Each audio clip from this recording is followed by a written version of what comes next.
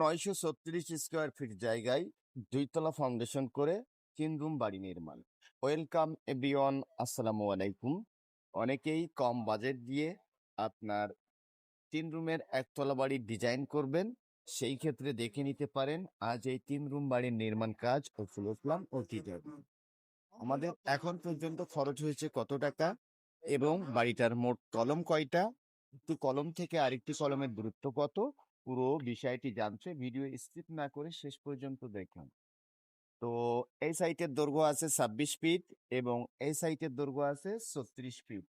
মোট 936 square feet ছাদ, 12 কলমে নির্মাণ, জমি 2% 14 পয়েন্ট। প্রত্যেকটি কলমে আমাদের 67 কেজি রডের প্রয়োজন পড়বে এবং যেখানে আমরা 6 পিস রড ব্যবহার করেছি সেখানে 87 কেজি রডের প্রয়োজন পড়বে। এবং মাটি ছাড়া বাড়িটার ভিটা লেভেলে 10 ইঞ্চি বাই 12 ইঞ্চি বিম করা হবে। তো এখন কিভাবে খরচ কম করে ভবনটার ফাউন্ডেশন করা হচ্ছে বিষয়টা জানবেন। দেখুন, এটা হলো বাড়িটার ড্রয়িং কাম ডাইনিং। এখানে ড্রয়িং এর জায়গাটা আছে প্রায় 18 ফিট এবং এই সাইডে থাকছে একটি বেডরুম। রুমের সাইজ 14 ফিট বাই 12 ফিট এবং এটা সিঁড়ি রুম। তার সাইডে আরো একটি বেডরুম 14 ফিট বাই 12 ফিট। এই সাইডে একটি কিচেন ও একটি টয়লেট। এটা হলো ডাইনিং এবং এটা হলো আরেকটি বেডরুম। তো 12 কলম দিয়ে ভবনটার ভিটের মধ্যে মাটি ভরাট মিস্ত্রি খরচ সহ আমাদের খরচ আসছে প্রায় 5 লক্ষ টাকা, একটু কম আছে। তো আমাদের এখন পর্যন্ত রডের প্রয়োজন পড়েছে 2500 কেজি বিমের রড সহ। তো অনেকেই অনেকভাবে কাজগুলো করে থাকেন, বাজেটের মধ্যেই আমরা যে কাজগুলো করে থাকি খুব সুন্দরভাবে আপনাদেরকে সেই সমস্ত বিষয়গুলো শেয়ার করি। তো দেখুন, আমরা কিন্তু চারি সাইডে বিমের নিচে 5 ইঞ্চি গাঁথনি করেছি। আপনারা চাইলে 10 ইঞ্চি গাঁথনি দিতে পারেন। তো সব থেকে ভালো হয় বিমের নিচেই 10 ইঞ্চি গাঁথনি করা এবং এই বিমটা মাটি লেভেল দেওয়া। তো গ্রামের ভিতর কিন্তু অধিকাংশ লোক এমন ভাবে কাজগুলো করে যেমনটা করা হচ্ছে।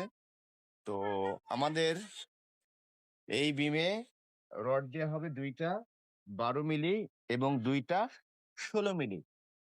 তো এই রিংগুলো প্রেস করা হচ্ছে, 6 ইঞ্চি সেন্টার টু সেন্টার বাঁধা হচ্ছে এবং এই কলমের ভিতর দিয়েই রডগুলো প্রেস করা হবে। যেমনটা আমরা করছি এভাবেই কাজগুলো করলে বিমের রড বার্নিংটা হয় পারফেক্ট।